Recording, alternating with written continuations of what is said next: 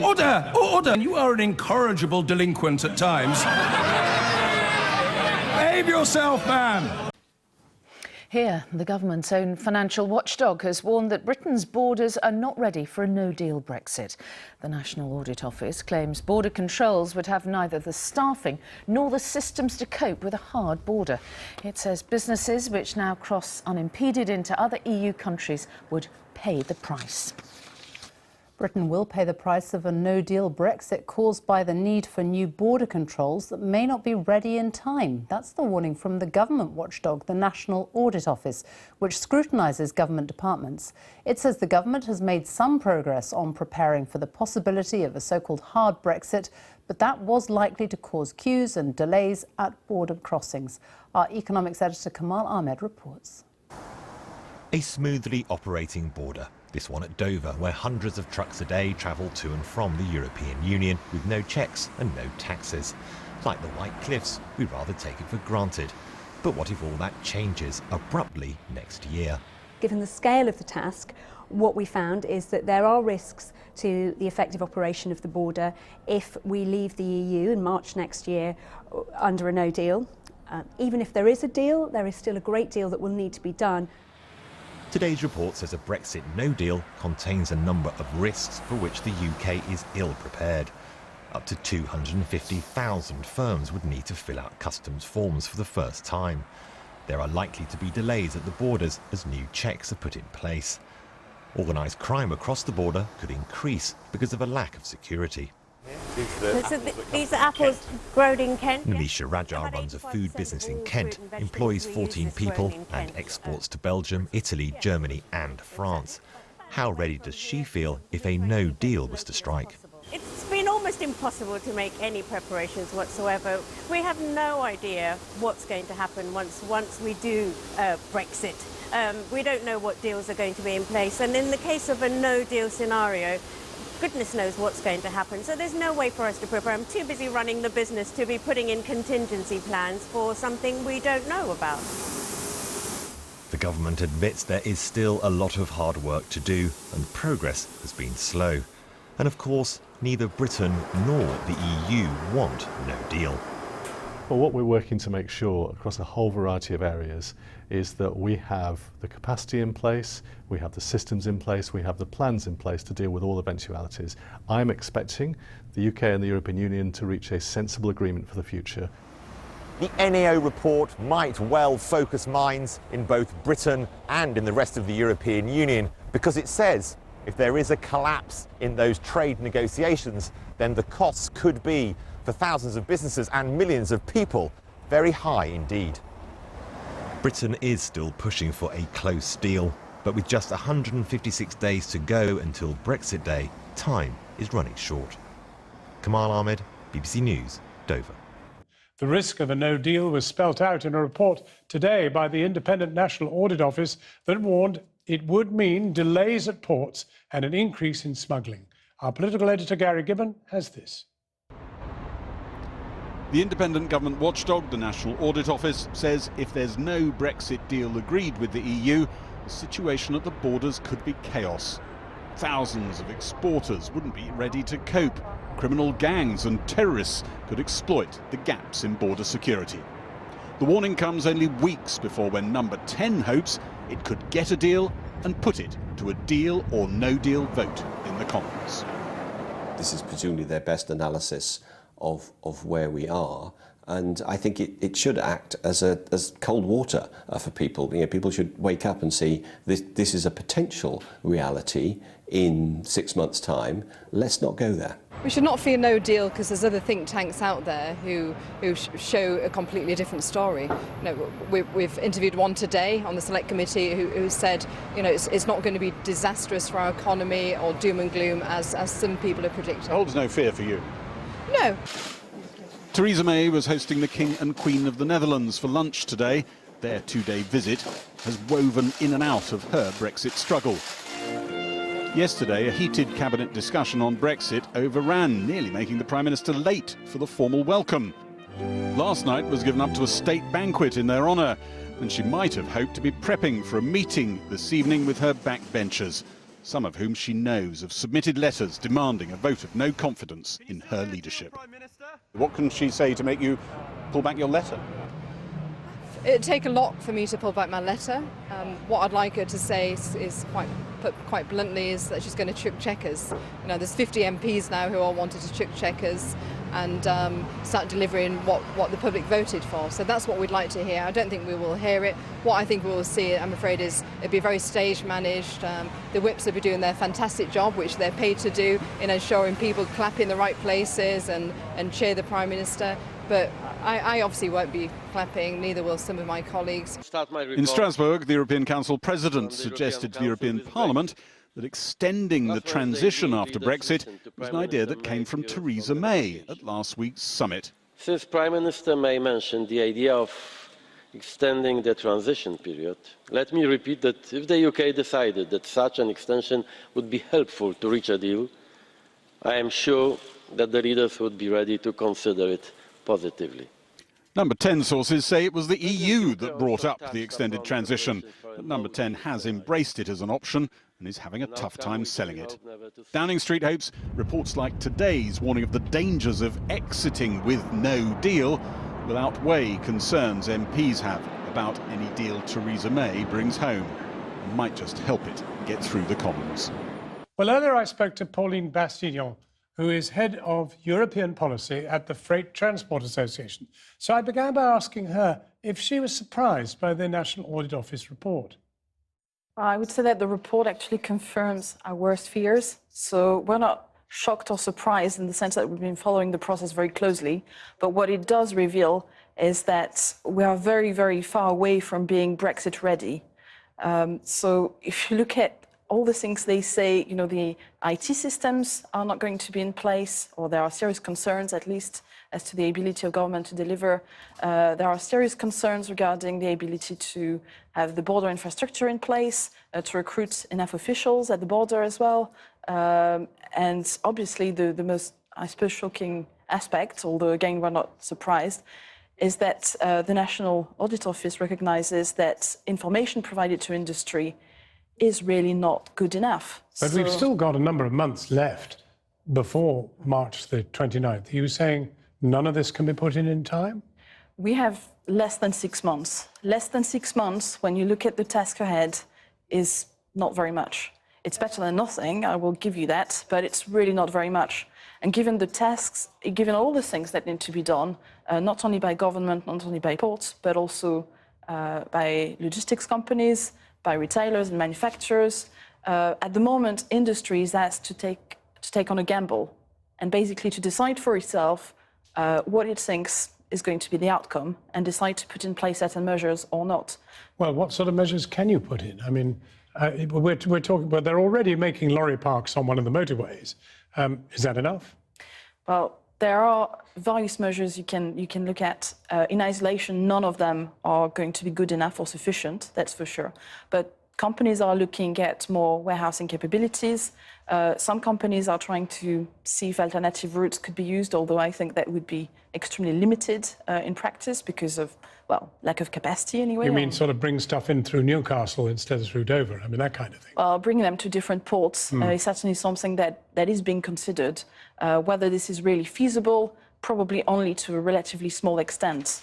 The report talks of 11 or 12 critical systems which need to be replaced or changed to manage border risks not being delivered on time or in time. That's right. And we've been raising concerns about this, actually, for a while. I think everyone has been focusing on the CDS system for customs declarations, forgetting that there are lots of other critical systems. And what this report is doing is highlighting that while everyone has been really, really focused on one part of the equation, there are all sorts of other things that are needed that will not be ready and that might actually be in a worse state of readiness at this point in time. Pauline Bastillon, who is head of European policy at the Freight Transport Association. Let's have a listen now to a spokesman from the National Audit Office. It's the NAO. They've been looking into how ready the UK borders are in case of a no-deal Brexit. In terms of the risks to being ready to operate an effective border if we leave the EU without a deal, We have identified that 11 out of the 12 critical systems that the Border Delivery Group has identified, 11 of those 12 are at risk of not being ready to an acceptable quality by March next year. So that was the government, so the independents, a government body, but independent of the government NAO.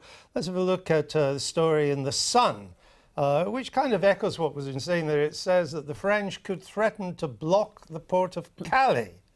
Not sure if they've asked Calais if they can do that, but anyway, threaten to block the port of Calais if Britain refuses to pay the divorce bill in case of no deal. No deal, no Calais. Is that likely?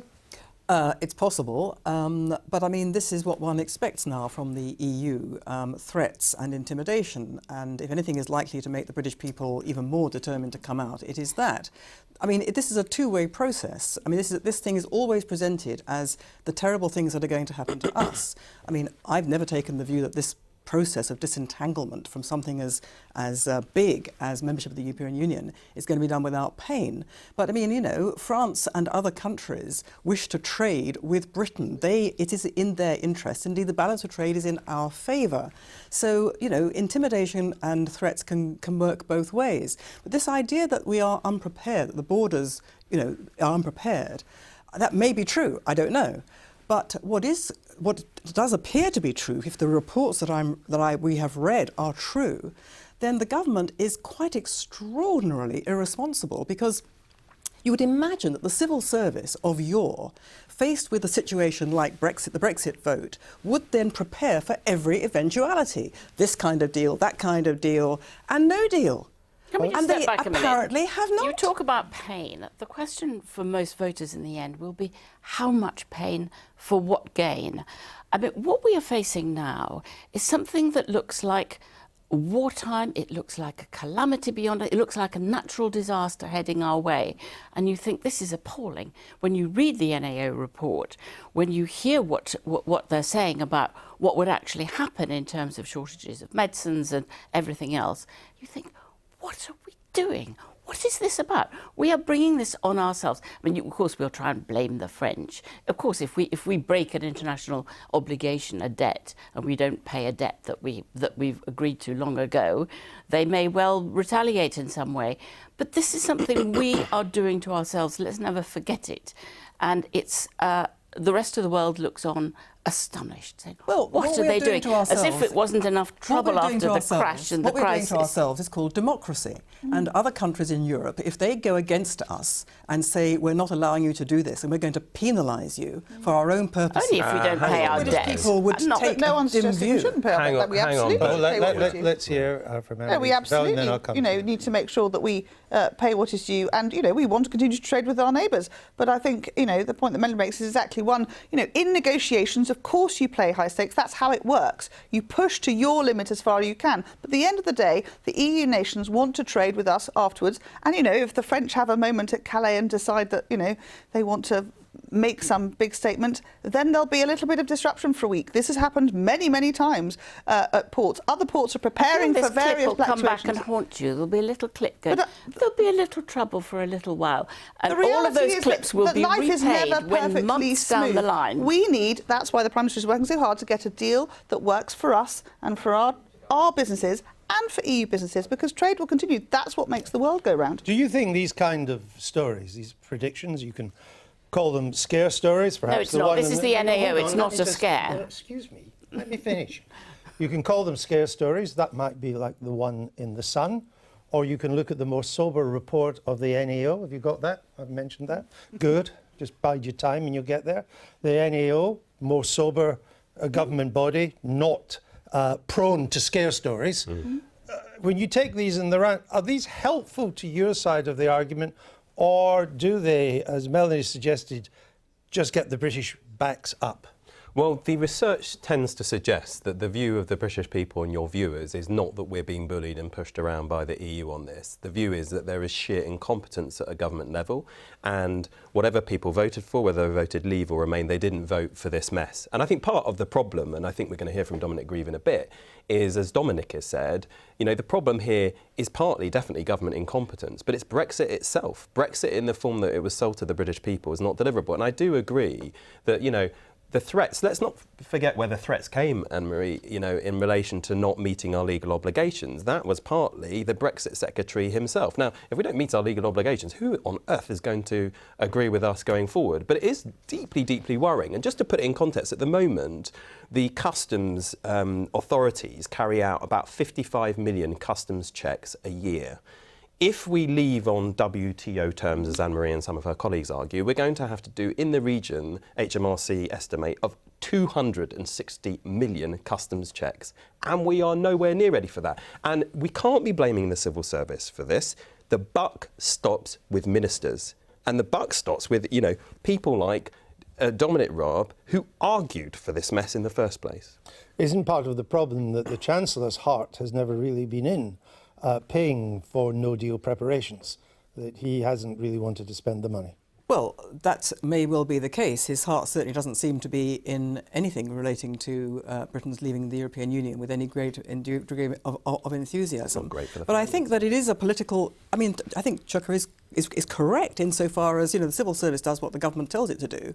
And the government should have said, you know, where are the no-deal preparations, Sir Humphrey?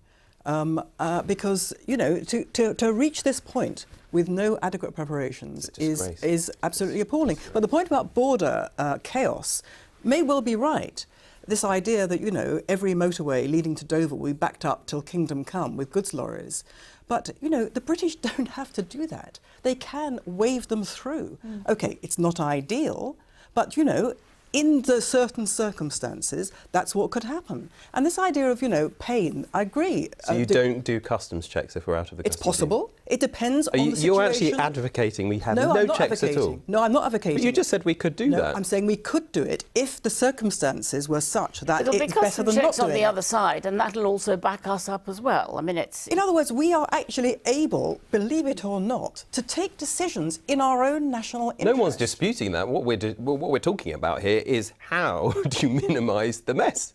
And it's come to something that we're talking about, a situation where we have a customs border, which we would need to maintain if we weren't in the customs union, didn't have any other arrangement. Well, and you've got people just blithely saying, oh, well, just do away with all these checks. Not blithe. We're talking about the kind of the bar has been set so low on this debate. No, this is assuming that, you know, there is no deal. And then you have a kind of emergency. It would be a kind of emergency in practical terms. But when have the British ever decided? I mean, I take the point about pain. There's a level of pain where it becomes ridiculous and, you know, unsustainable.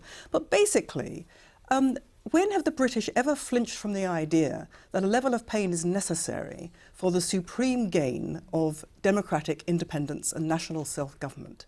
Britain's history is always... That is a fantasy. You're talking as if this was World War II. No, you talked about it in terms as if it was World War II. Not at all. I'm talking... Well, in that emergency situation, I think you said that is a kind of a man-made emergency by an utterly incompetent government and by Brexit, which is impossible to deliver in terms of result. And we can't get away from that by just saying, no, well, look, we'll get through this. I couldn't agree with you. It's all great talking about the pain if you're not the one necessarily having to suffer it. The no-deal preparations in place, which indeed, as ever, we all hope, I think maybe barring one or two, genuinely all hope will be the case. And we need to see in the budget next week the Chancellor showing that robustness and saying we absolutely are going to be fully prepared. That involves some cash. How hopeful are you of that? The mysteries that are the Treasury before a budget, and I'm too young and too naive to be able to give you an answer. Well, if you tune into our budget coverage on Monday afternoon, starting at 3 o'clock here on BBC Two, you will get possibly the answer. live. or not, one or the other.